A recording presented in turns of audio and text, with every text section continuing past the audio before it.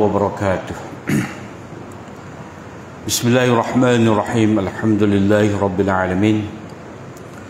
Wassalatu wassalamu ala nabina Muhammadin wa ala alihi wa sahbihi ajma'in. Allahumma alimna ma yanfa'una wa anfa'na bima 'allamtana. Allahumma faqihna fid din wa 'allimna at-ta'wil wa zidna 'ilman ya rabbal alamin. Rabbi shrah li sadri wa yassir li amri wa hlul 'uqdatam min lisani yafqahu qawli. Subhanaka la ilma lana illa ma 'allamtana innaka antal alimul hakim. Wa la hawla wa la quwwata illa billah. Alhamdulillah, syukur kita pada Allah SWT. Pagi ini kita sambung lagi kuliah tadabbur kita, muka surat 215, Surah Yunus ayat 57. A'udzu billahi minasy syaithanir rajim. Ya ayyuhan nasu qad ja'atkum maw'izatun min rabbikum wa shifaa'un lima fis sudur wa shifaa'un lima fis suduri wa hudan wa rahmatun lil mu'minin. Qul bifadlillahi wa birahmatihi fabidhalika falyafrahu huwa khairum mimma yajma'un. Wahai sekalian manusia, sesungguhnya telah datang kepada kamu peringatan nasihat dari Tuhan kamu dan penawar terhadap apa yang ada dalam hati-hati dan sebagai hidayah, dan juga datang hidayah kepada kamu dan rahmat khususnya kepada orang-orang yang beriman.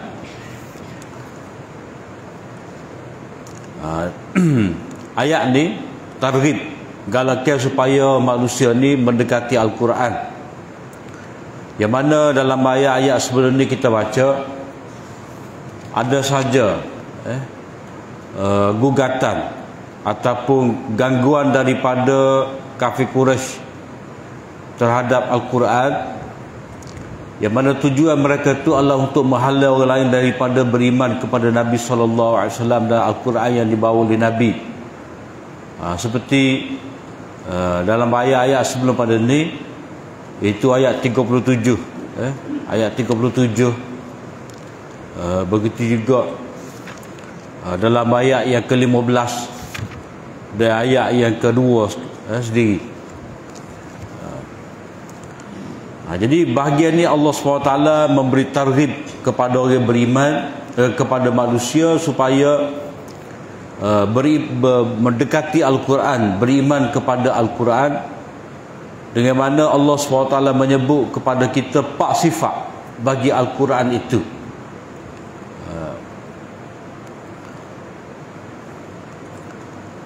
Dan kaitan dengan ayat sebelum pada tu, manusia ni dia tidak dapat menebus kesalahan dia di atas dunia ni di akhirat nanti. Walaupun mereka tu diberikan harta, sedangkan harta tu sebenarnya milik Allah SWT. Jadi oleh kerana harta tu milik Allah SWT, dialah yang memberi kehidupan, dialah yang mematikan. Maka ayat 56 tu menceritakan kepada kita sifat Allah Ta'ala lah yang memberi kehidupan, mematikan manusia. Maka Allah SWT memberitahu kepada kita dalam ayat yang ke-57 ni cara menjalani kehidupan. Jadi hidup tu dia bagi dah nyawa ataupun tempoh ajar kita tu dia telah beri kepada kita, dan dalam masa yang sama dia memberi panduan kepada kita untuk hidup, manhaj untuk hidup. Itu ayat 57.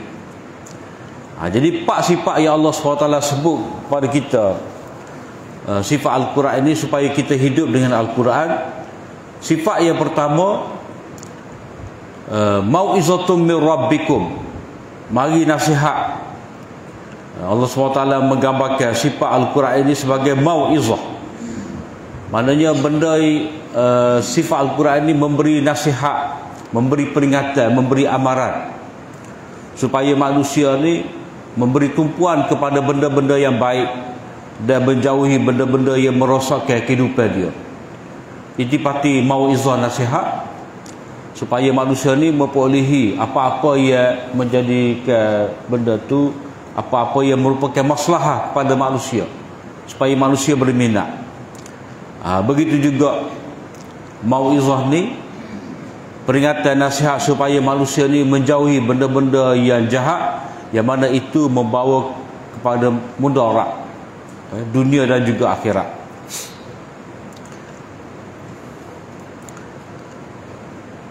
Begitu juga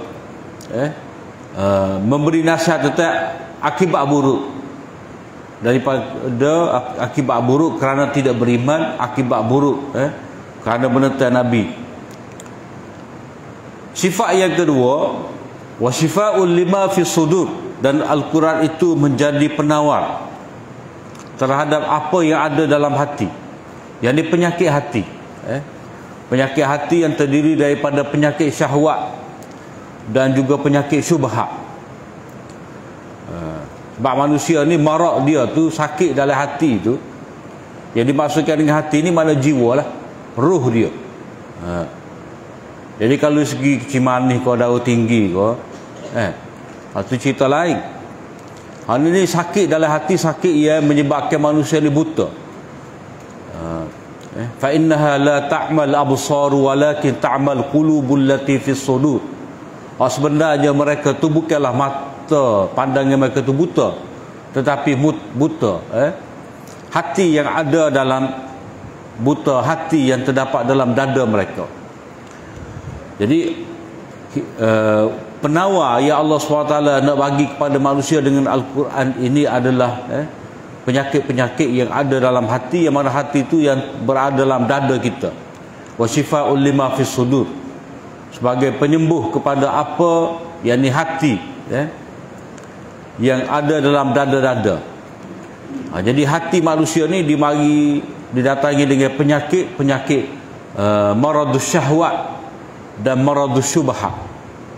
Penyakit syahwat, penyakit syahwat ni penyakit yang timbul daripada sikap tidak mahu taat perintah-perintah Allah SWT, membiarkan hati dikuasai oleh syaitan. Yang mana syaitan ni selalu membisikkan kejahatan.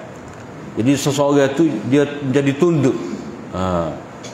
Maradus syahwat ni maknanya dia berbuat sesuka hati. Dia tidak mahu taat pada peraturan-peraturan Allah SWT. Kalau dia naknya segala keinginan dia tu dapat dipuaskan. Kenapa? Kerana syaitan itu sentiasa membisikkan dia, dan dia lebih-lebih dalam nak memenuhi kehendak nafsu bahimiah dia tu, sifat kebinatangan dia tu.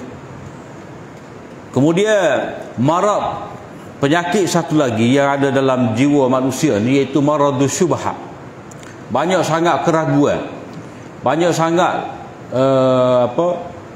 benda-benda yang menjadi kekaburan, mana tak jelas kepada dia. Kenapa? Kerana dia hanya bergantung semata-mata dengan akal dia. Bila mana manusia tu mengenepikan wahyu Allah SWT, maka dia letak depan dia tu akal dia. Jadi dia fikir dengan akal dia, ni benda ni takkan Allah Ta'ala buat dengan sia-sia. Jadi dia pun pakailah benda-benda yang Allah Ta'ala haramkan. Dia rasa dialah yang memiliki, menguasai segala sesuatu, maka dia rasa dia berhak.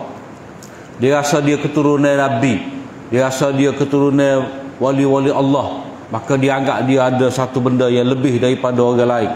Bangsa lain tak ada kelebihan, dialah Bani Israel yang mempunyai kemuliaan kerana Nabi-Nabi itu di kalangan mereka. Itu syubhat, syubhat ahli kitab yang merasakan bahawa mereka bangsa terpilih, mereka adalah pengikut Nabi Musa, mereka tu telah ada kitab, tidak perlu pada kitab-kitab yang lain, tidak mungkin kitab Taurat diubah oleh Allah Ta'ala. Itu syubhat-syubhat yang ada pada mereka. Jadi syubhat ni dia berpunca daripada akal yang salah. Dia yang mana menyebabkan manusia tadi gagal memperoleh ilmu yang diyakini. Sebab satu-satunya ilmu yang diyakini adalah ilmu yang mari dari Allah SWT melalui Al-Quran yang tidak dapat diragukan. Jadi hak dia letak di hadapan dia sebagai panduan adalah syubhat-syubhat. Syubhat-syubhat ni dia rasa dia ada dalil dah. Macam syubhat orang-orang musyrik. Dia rasa penyembahan berhala, minta tolong dengan berhala ni, ini adalah benda yang betul. Kerana benda ni benda yang telah berjalan sekian lama dah. Celak mata ada dah di hadapan mereka. Tu nenek mereka semua berhala dan terbukti mereka mendapat keberkatan, mereka diberikan kekayaan, rezeki, anak pinak, kekuasaan. Kenapa? Kerana perbuatan penyembahan berhala ni yang mana mereka telah warisi. Sedangkan mari kedatangan keuntungan, kekayaan, kekuasaan itu semua adalah kerana keberkatan mereka tu berjiran dengan Baitullah, dengan Kaabah. Kerana mereka telah mendapat doa daripada Nabi Ibrahim. Bukan kerana perbuatan syirik tu. Jadi mereka menganggap kemakmuran yang mereka dapat, keamanan yang mereka dapat itu adalah kerana mereka telah jaga hati-hati. Mereka telah jaga keinginan berhala-berhala mereka yang mana mereka sentiasa puja. Mereka menganggap itu bila mana berhala-berhala mereka menyukai perbuatan mereka, maka mereka mendapat kemakmuran. Jadi itu syubhat. Jadi Quran ni dia mari menghilangkan segala keraguan tadi, segala syubhat tadi. Jadi syubhat tu mereka anggap sebagai ilmu, sedangkan tidak. Maka sebab itulah banyak ayat-ayat yang telah kita baca sebelum pada ni. Allah Ta'ala kata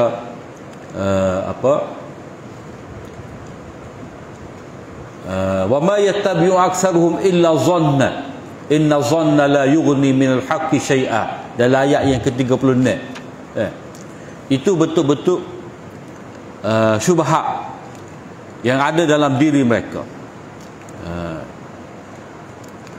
Macam juga ayat 66 nanti, itu adalah syubhat mereka. Yang mereka ikut hanyalah syubhat, bukan ilmu yang diyakini.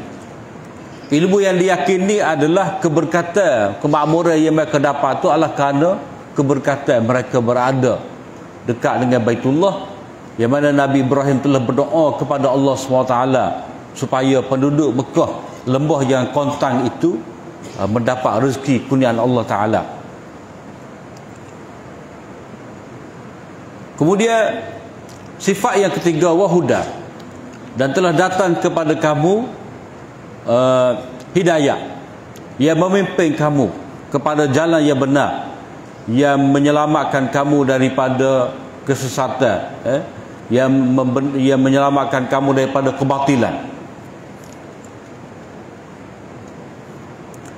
Dan yang keempat, warahmatul lil mu'minin, dan rahmat untuk orang-orang beriman. Mana dengan pergi Al-Quran ini memberi rahmat kepada orang beriman, maka orang beriman mendapat kasih sayang dari Allah Ta'ala dalam pelbagai bentuk, dalam macam-macam bentuk, dalam bentuk pahala di akhirat, dalam bentuk keberkatan, dalam bentuk kemenangan dalam menentang musuh, disebabkan mereka tu menerima Al-Quran yang datang kepada mereka, maka mereka mendapat rahmat, yakni mereka mendapat inayah, perhatian, penjagaan, mereka mendapat pahala, mereka mendapat kurniaan yang begitu mewah dari Allah Subhanahu Wa Taala. Qul, maka dengan sebab tu,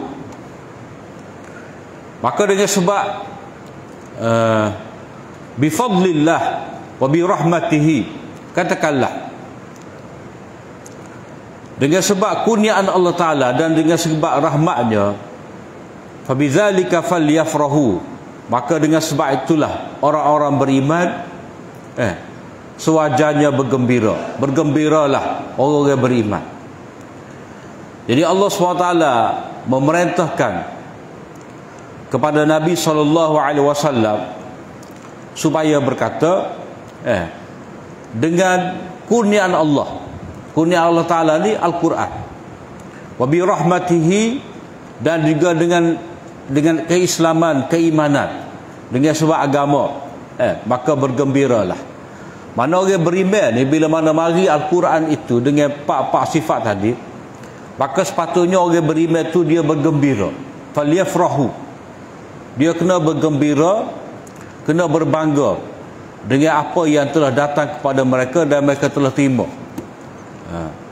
Maknanya orang-orang yang menolak Al-Quran, walaupun Quran itu mari dengan sempurna, dengan sifat-sifat dia yang begitu unggul, mereka menolak. Kenapa? Mereka menganggap tak perlu kita kepada Al-Quran ni sebab kita ada dah kekayaan, kita ada dah kemuliaan, kekuasaan, kita ada dah panduan kita ada dah akal, kita ada dah tradisi nenek moyang mereka. Itu kata mereka. Tak perlu. Jadi mereka tu berbangga dengan resam nenek moyang mereka. Mereka berbangga dengan kitab mereka, dengan akal mereka, mereka berbangga dengan harta benda mereka. Itu yang mereka banggakan. Jadi orang beriman yang telah beriman dengan Al-Quran ni, Allah SWT minta supaya mereka selepas daripada mereka beriman dengan Al-Quran, yakin dengan Al-Quran, satu lagi kena ada, iaitu berbangga. Mana kita kena bergembira, bersukaria, suka kita dengan Al-Quran yang ada dalam diri kita, dengan hati tidak patut bersedih. Tidak patut bersedih. Kita rasa habis masa dah aku ngaji Quran dah, sedangkan orang lain belajar tinggi-tinggi, belajar ilmu macam-macam, ilmu gotu, ilmu goni. Kita rasa kita tak ada apa-apa dengan sebab kita belajar Al-Quran. Tak boleh. Kita kena berbangga. Sebab apa? Sebab bila kita belajar Al-Quran, Al-Quran itu akan mengajarkan kepada kita banyak benda yang kita tidak tahu. Jadi hak mula-mulanya bila kita dapat Al-Quran, hendaklah kita suka. Falyafrahu. Hendaklah kita gembira. Jangan kita bersedih. Jangan jadi sikap golongan musyrik yang menolak Al-Quran. Mereka berbangga dengan apa yang ada pada mereka. Mereka berbangga dengan harta benda mereka. Sebab itulah mereka tolak Al-Quran. Jadi orang beriman tak boleh. Setelah dia terima Al-Quran, maka hendaklah dia berbangga dengan Al-Quran, berbangga dengan isi kandungan Al-Quran. Yang mana itu adalah fadlullah, kurniaan Allah Ta'ala. Seperti yang kita baca di awal-awal surah Jumaah. Zalika fadlullah yu'tihi man yasha. Itulah kurnia Allah SWT yang Allah SWT berikan kepada siapa yang dia kehendaki. Wa bi rahmatihi, dan juga dengan rahmat Allah Ta'ala. Maknanya kamu beriman, kamu menjadi Islam dengan rahmat Allah Ta'ala. Bertiga kamu dapat mengenal Allah SWT dengan sebab Al-Quran ini. Fabidzalika falyafrahu. Maka dengan sebab itu hendaklah mereka itu, yakni orang-orang beriman, bersukaria, bergembira. Huwa khairum mimma yajma'un. Itu lebih baik daripada apa yang mereka himpunkan. Maknanya bergembira dengan Al-Quran itu, bergembira dengan iman. Kita rasa mulia dengan iman yang kita dapat itu lebih baik lagi daripada harta benda yang mereka himpunkan.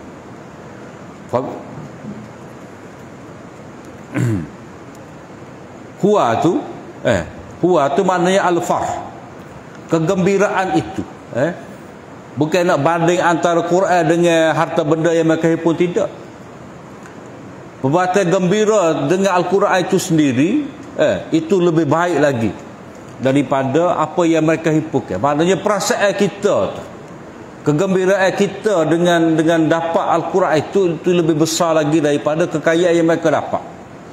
Jadi perbandingan di sini khairum min ni, bukan perbandingan antara Quran dengan harta benda mereka tu, tidak. Huwa ni dia balik kepada falyafrahu fa inna zalikal farh.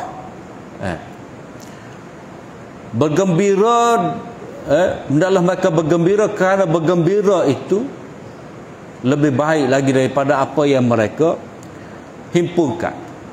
Perbuatan mereka himpunkan kekayaan.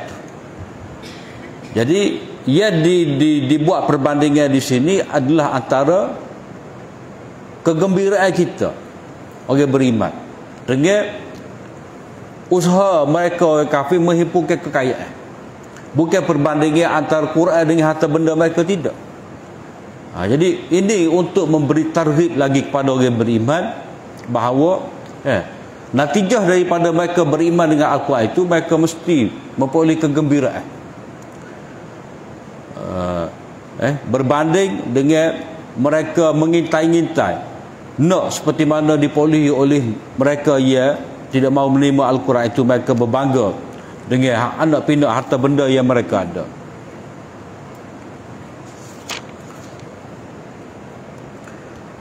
Kemudian Allah SWT kata lagi, Qul ara'aytum ma anzalallahu lakum min rizqin faj'altum minhu haraman wa halala. Ayat ni walaupun kita nampak macam terpisah, Allah Ta'ala tukar kepada cerita lain, sebenarnya tidak. Ini adalah di antara rahmat, contoh rahmat yang diperolehi bila mana kita pegang Al-Quran. Iaitu rahmatnya bila mana kamu beriman kepada Allah SWT, berpandukan kepada Al-Quran, maka Allah Ta'ala telah menetapkan kepada kamu benda-benda yang halal, benda-benda yang haram. Dan bila begitu, kamu tidak boleh sesuka hati menetapkan halal dan haram. Kamu tidak boleh ubah apa yang halal menjadi haram, apa yang haram telah kamu tidak boleh ubah apa yang haram menjadi halal, apa yang halal menjadi haram. Tak boleh. Jadi Quran ni dia bagi dengan jelas tentang benda halal dan haram. Ini adalah satu nikmat yang besar. Kenapa? Kerana sebelum pada ni golongan musyrikin Mekah ni dia telah menetapkan seperti yang telah kita baca dalam surah Maidah itu dah. Ayat yang keberapa dah? Orang musyrikin Mekah ni dia telah menetapkan hukum-hukum yang tidak sepatutnya.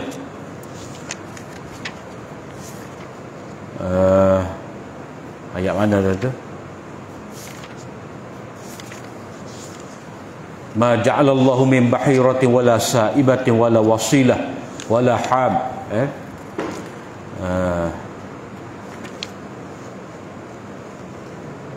Ayat 103. Ayat 103.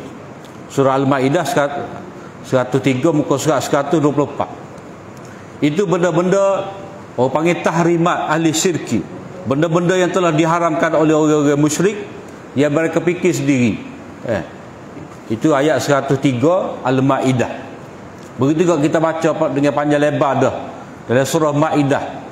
Benda-benda yang telah diharamkan oleh orang musyrik kerana resam mereka, kerana mereka fikir dengan akal mereka.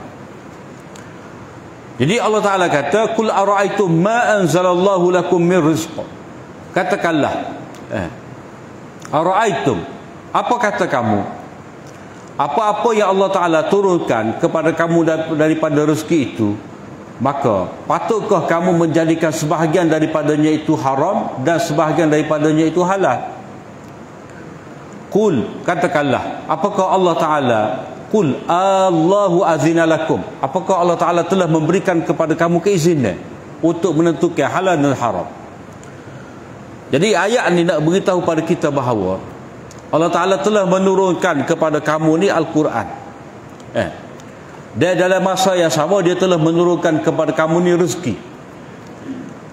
Menurunkan kepada kamu daripada rezeki ni, dah. Dia tidak turun kambing daripada langit, tidak. Maksud dia Allah Ta'ala telah memberikan kepada kamu nikmat yang besar. Itu maksud anzala ala, anzala lakum. Menurunkan kepada kamu ni maknanya penetapan dalam dua bentuk. Satu, kamu mendapat rezeki ni, maknanya ni untuk kamu. Mana ketentuan rezeki ni untuk kamu mari dari Allah Ta'ala sebagai takdir dia. Turun yang satu lagi ni mana turun dengan hukum, mana ketetapan syarak.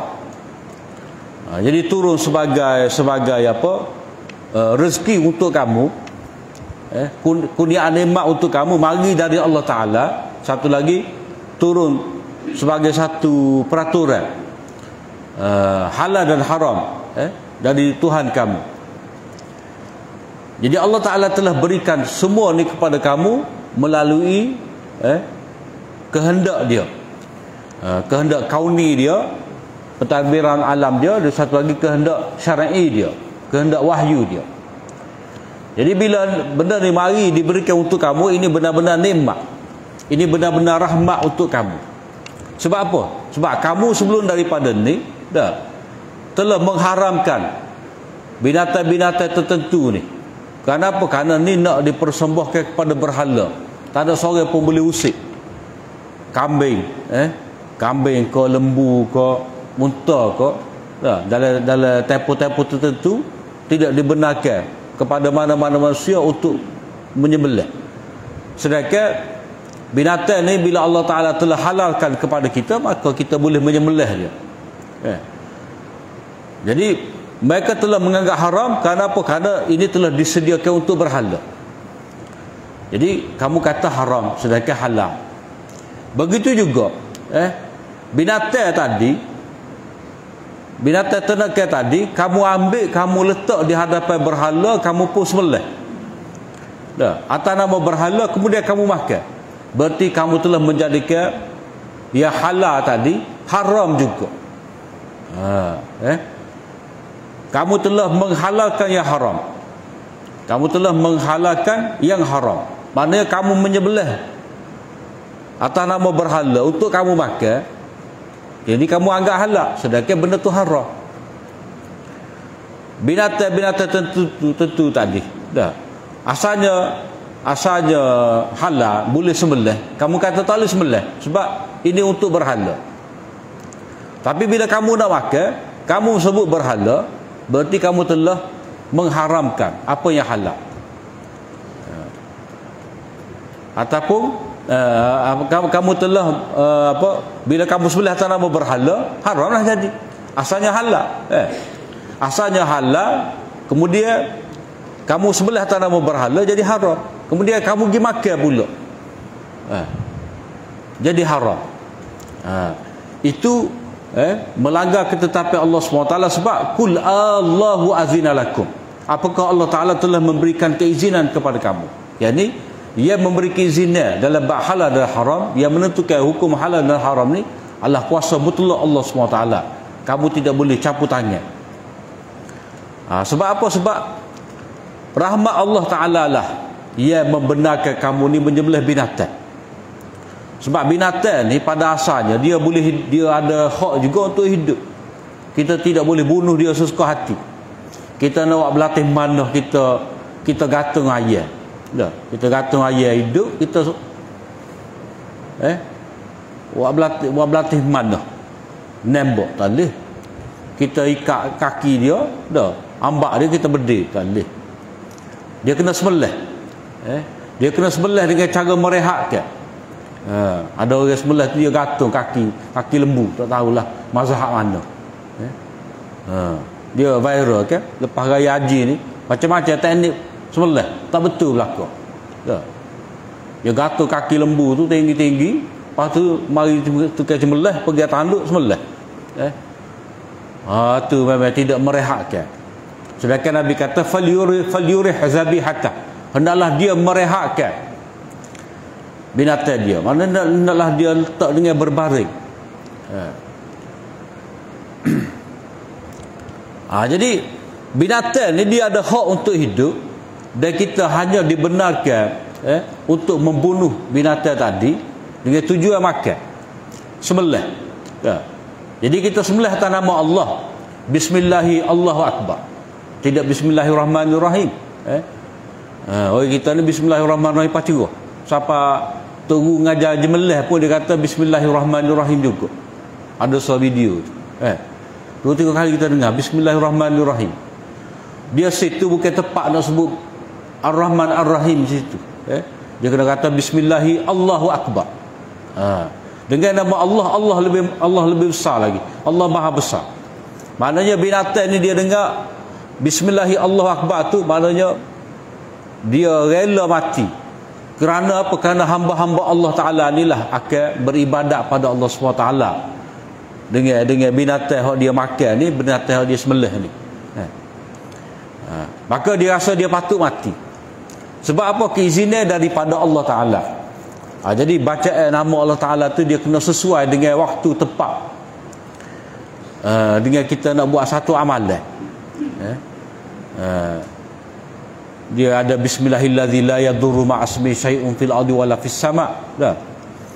Tu kita tidak baca bismillahirrahmanirrahim. Dah. Ya, dia ada tempat-tempat dia. Sebab pada waktu tu dia tidak tajalli tu, tidak ternyata, tidak terzahir sifat rahmat Allah Ta'ala. Sebab apa? Sebab kita nak bunuh binatang. Jadi hal lebih sesuainya kita kata bismillahi Allahu akbar. Sah sembelih bismillahirrahmanirrahim. Sah, tapi tidak kata, tidak pasal ngaji tauhid. Dah. Jadi ayat ni memberitahu kepada kita dengan rahmat daripada Al-Quran lillah, Allah Ta'ala telah menghalalkan rezeki untuk kita. Maka bila begitu, mengapa? Apa patut manusia ni mengharamkan benda yang halal dan dia menghalalkan benda yang haram? Jadi menghalalkan benda yang haram tu bila mana dia sembelih dengan sebut nama berhala. Tak boleh. Wala ta'kulu mimma lam yuzkar ismullahi alaihi wa innahu lafisq. Dan jangan kamu makan sembelihan yang tidak dibacakan nama Allah padanya. Tak boleh. Sebab yang dibaca tu adalah demi berhala, demi Lat, demi Uzza. Maka dengan sebab itulah orang beriman ni dia tak boleh nak makan sembelihan orang Kristian ke, orang Yahudi ke. Sebab mereka tidak menyebut nama Allah dengan betul. Kerana mereka tu bukan ahli tasmiyah. Seperti yang kita baca dah dalam surah Maidah itu, ayat yang kena ke, ayat yang keempat.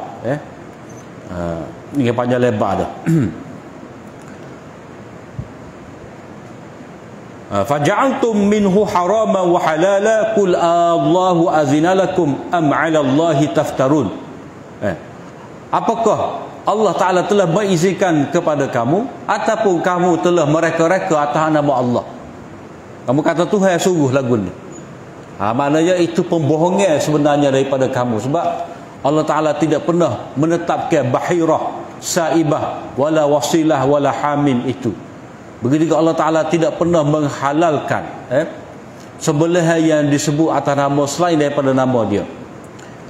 Wa ma zannu alladhina yaftaruna 'ala Allahi al-kadhiba yawmal qiyamah.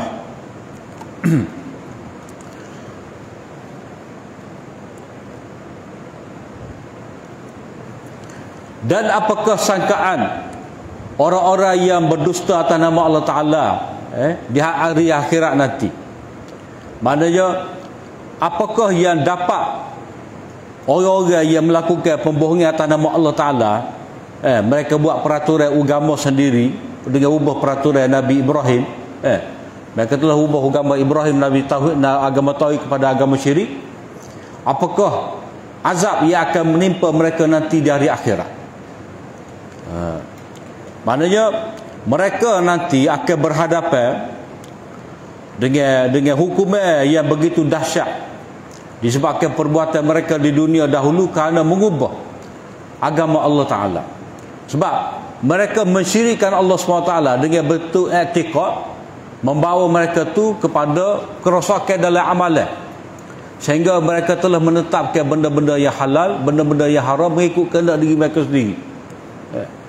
Ni binatang tak boleh dimakan oleh perempuan, ni binatang yang tidak boleh makan oleh orang biasa. Jadi mereka buat macam-macam peraturan. Sedangkan dalam agama kita ni, macam contoh seekor kambing tu kita boleh makan belaka, hak mana yang boleh makan. Tidak kata daging sini orang lelaki saja, daging bahagian ni orang perempuan saja, tak ada, semua boleh makan. Tak kira laki kau, perempuan kau, kanak-kanak kau boleh makan belaka. Tapi ada peraturan dibuat oleh orang-orang musyrikin Mekah. Mereka telah buat dah peraturan. Hak ni bahagian kita orang lelaki, hak ni bahagian perempuan, hak ni bahagian tutup lebah, hak ni bahagian orang-orang lain. Itu satu bentuk pembohongan. innallaha ladzu fadlin 'alan nas walakinna aktsarahum la yashkurun. Sesungguhnya Allah SWT itu benar-benar ladzu fadlin, ia memberi kurniaan yang besar kepada manusia. Mana Allah Ta'ala banyak sekali memberi kurniaan kepada manusia. Kurniaan dari segi rezeki, kurniaan dari segi kehidupan, kurniaan dari segi akal fikiran, kurniaan dari segi hidayah, dengan kedatangan Nabi, Rasul, macam-macam kurniaan yang Allah Ta'ala berikan kepada manusia. Ladzu fadlin, macam-macam kurniaan yang Allah SWT berikan kepada manusia, tetapi kebanyakan mereka itu tidak bersyukur. Mana kedatangan Nabi itu sendiri satu kurniaan daripada Allah Ta'ala, tapi mereka kufur. Kedatangan Quran mereka tolak juga. Begitu juga rezeki yang Allah Ta'ala berikan kepada mereka, mereka telah haramkan. Mereka menganggap haram sedangkan halal. Jadi mereka tidak bersyukur kepada Allah SWT. Wa ma takunu fi sya'nin wa ma tatlu minhu min Qur'an wala ta'maluna min 'amalin illa kunna 'alaikum syuhudan idh tufiduna fihi. Dan tidaklah engkau wahai Muhammad berada dalam satu urusan, maknanya engkau Muhammad sibuk, tidaklah engkau Muhammad sibuk dengan apa-apa urusan, tak kira lah urusan dunia kamu, urusan akhirat kamu, maknanya gerak-geri kamu wahai Muhammad, kerja buat kamu berdakwah, kamu beribadah, kamu berjihad. Wa ma takunu fi sya'nin, mana tidaklah kamu berada dalam mana-mana urusan wahai Muhammad. Wa ma tatlu minhu min Qur'an, dan tidaklah dalam keadaan kamu membaca daripada Al-Quran itu, ayat-ayat yang kamu baca daripada Al-Quran itu, dan wala ta'maluna min amal, dan tidaklah kamu melakukan mana-mana amal illa kunna 'alaikum syuhuda, melainkan kami menyaksikan kamu. Jadi ayat ni memberitahu kepada kita ilmu Allah SWT yang maha sempurna. Mana dalam perhatian Allah Ta'ala, mana Nabi yang menyebarkan Al-Quran, Nabi yang mendakwakan Al-Quran, yang mengajak manusia pada Al-Quran itu dalam perhatian Allah Ta'ala. Jadi ayat ni dia ada makna tasliyah kepada Nabi, dan dia ada makna takhwif, amaran, ada makna zajar, amaran kepada orang-orang yang cuba nak menggugak Nabi ni. Jadi Allah SWT memberitahu Nabi yang melaksanakan tugas kenabian dia ni dalam perhatian Allah SWT. Allah SWT akan jaga dia, walaupun ada mata-mata jahat yang cuba nak menggugak, menyekat dakwah Nabi. Jadi Allah Ta'ala maha mengetahui. Ayat ni juga nak cerita pada kita bahawa Allah Ta'ala ya begitu banyak nikmat diberikan kepada kita. Allah Ta'ala yang telah mengurniakan rezeki pada kita. Allah Ta'ala ya menurunkan Al-Quran itu. Sifat dia lagi adalah maha mengawasi perbuatan manusia. Hatta Nabi dia pun Allah Ta'ala mengawasi. Apatah lagi golongan yang menentang Nabi, lebih-lebih lagi lah Allah Ta'ala mengawasi mereka. Allah Ta'ala menyaksikan segala perbuatan mereka, dan Allah Ta'ala bersedia untuk menghukum mereka. Idh tufiduna fihi,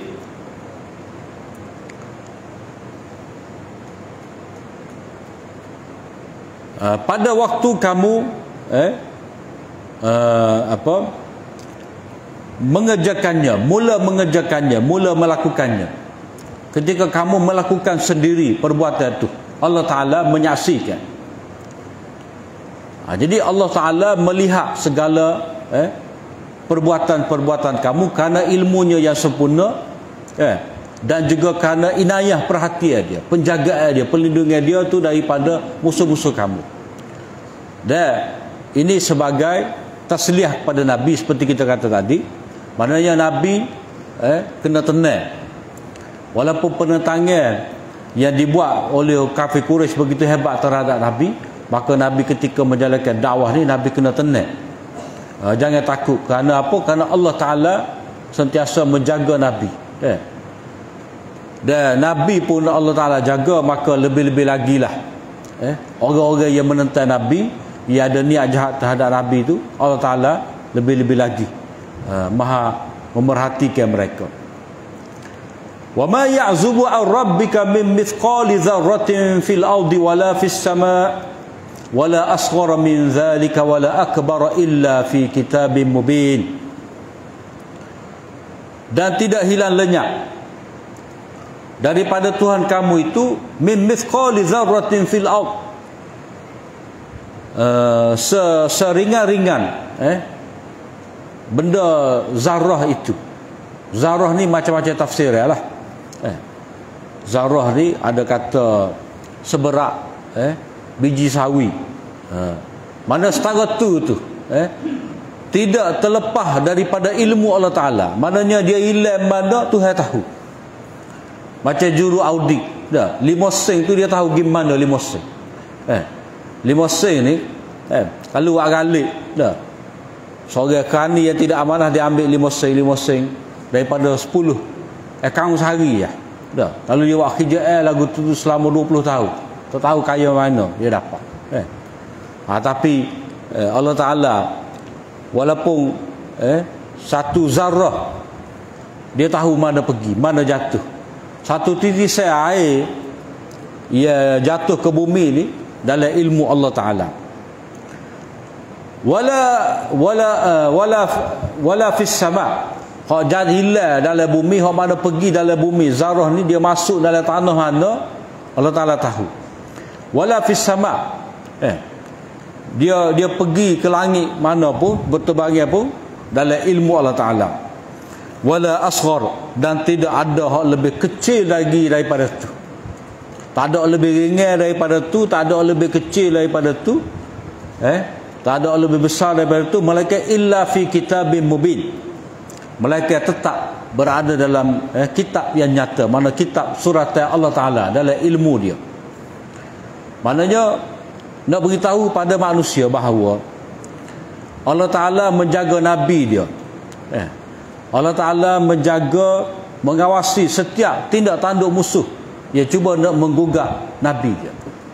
Begitu juga Allah SWT yang telah menetapkan syariat ni untuk manusia melalui Al-Quran tadi, yang membawa kebaikan pada manusia, hidayah, rahmat, itu kerana sesuai dengan ilmu dia.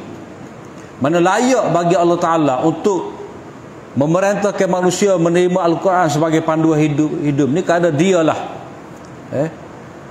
dialah yang bersifat dengan sifat ilmu.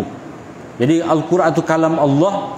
Allah Ta'ala yang bersifat dengan ilmu, bersifat dengan hakim, bijaksana, maka layaklah dia tu untuk menetapkan undang-undang dalam Al-Quran. Kenapa? Kerana ia layak untuk menetapkan peraturan ini adalah orang yang berilmu, maha mendalam ilmu. Kalau sebuah negara nak buat undang-undang, dia kena panggil pakar-pakar, kena buat derah undang-undang. Bukan ahli politik, bukan ahli parlimen yang gubah undang-undang, tidak. Dia bahas je. Dia awak mari derah tu, dia bahas di parlimen.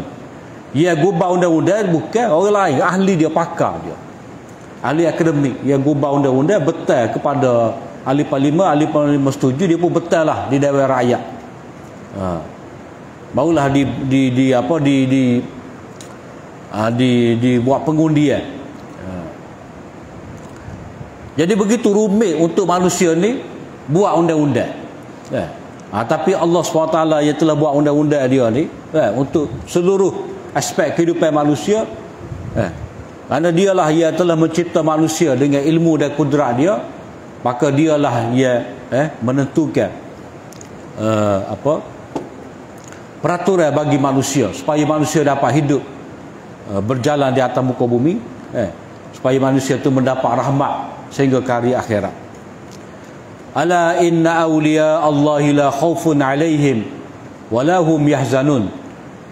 Ketahuilah bahawa sesungguhnya wali-wali Allah Ta'ala itu tidak ada sebarang ketakutan kepada mereka, dan mereka itu pula tidak bersedih.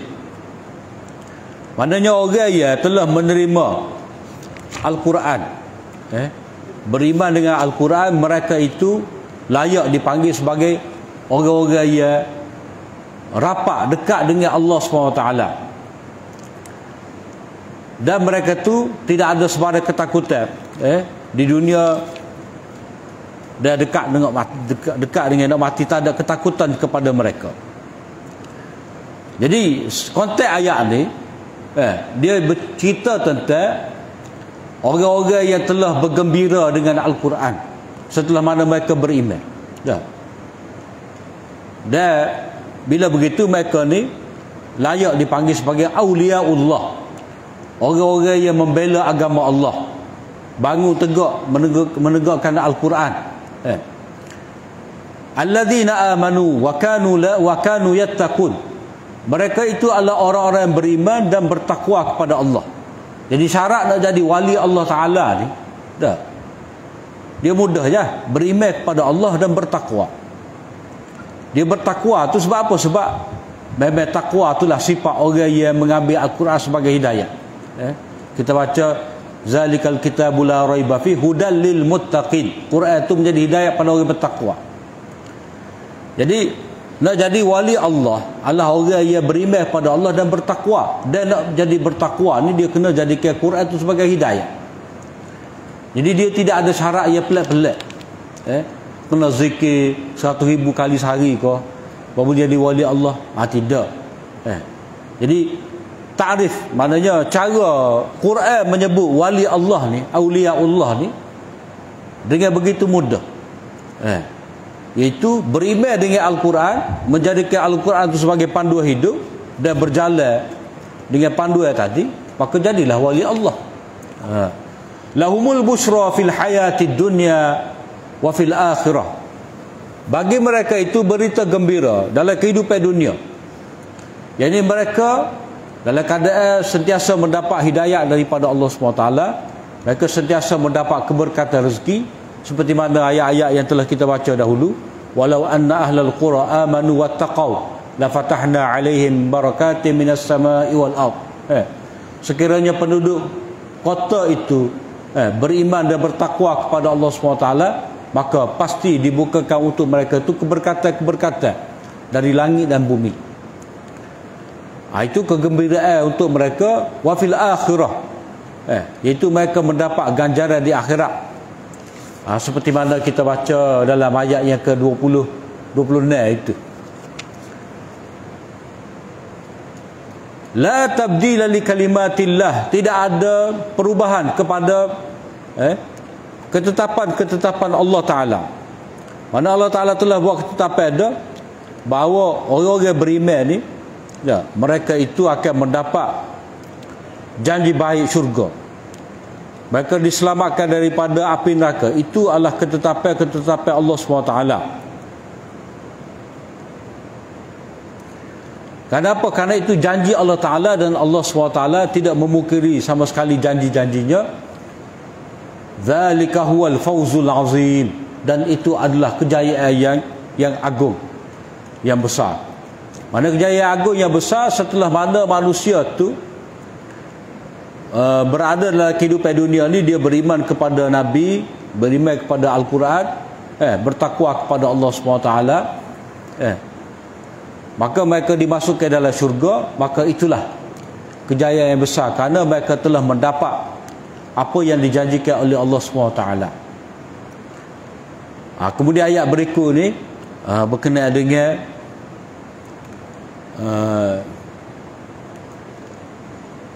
tasliyah untuk Nabi. Bila Nabi berdakwah tu ada cabaran, gugatan daripada kafir Quraisy, maka Allah SWT memberi tasliyah kepada Nabi. Itu insya-Allah kita tengok pada minggu akan datang. Setakat saja apa yang baik dari Allah SWT, salah dan silap tu daripada kelemahan diri hamba. Aku li qauli hadza wa astaghfirullah li wa lakum. Assalamualaikum warahmatullahi wabarakatuh.